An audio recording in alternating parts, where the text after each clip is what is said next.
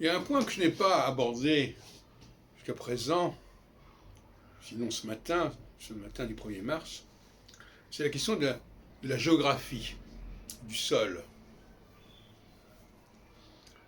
Je crois que l'on instrumentalise la géographie, notamment dans le domaine de tout ce qui concerne les empires, la colonisation, l'immigration. La géographie ne résout rien. Une relation qui existe dans un lieu X se perpétuera dans un lieu Y.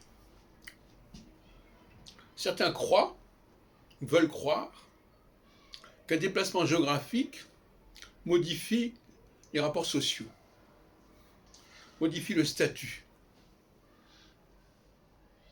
Par exemple, ils pensent que le fait que l'empire colonial français se soit replié sur la métropole crée un changement. Pas de changement. Un changement géographique n'est pas un vrai changement. On sait très bien. Une relation de colonisé à colonisateur se perpétue où que l'on soit, où que l'on aille.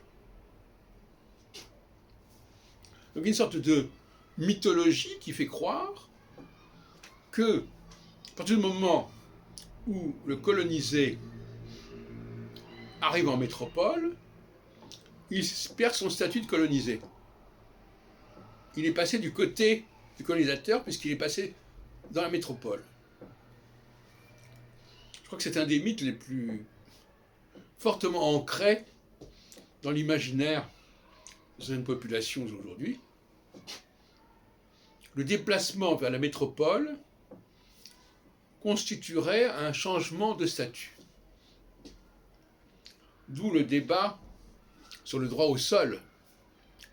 Il suffit de naître sur le sol français pour que tout change. C'est pour ça d'ailleurs qu'il y a des adversaires du droit du sol. Et effectivement, ce droit au sol, du sol, qui est un droit géographique, que vaut-il sociologiquement ? On sait très bien que sociologiquement, les inégalités, les disparités, les différentes formes de racisme se perpétuent, qu'on soit en métropole ou pas.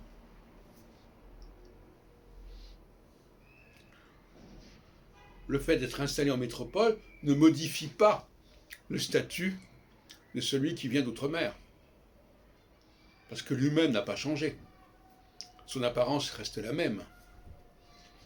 Et donc, quelque part, la différence subsiste, qu'on le veuille ou non.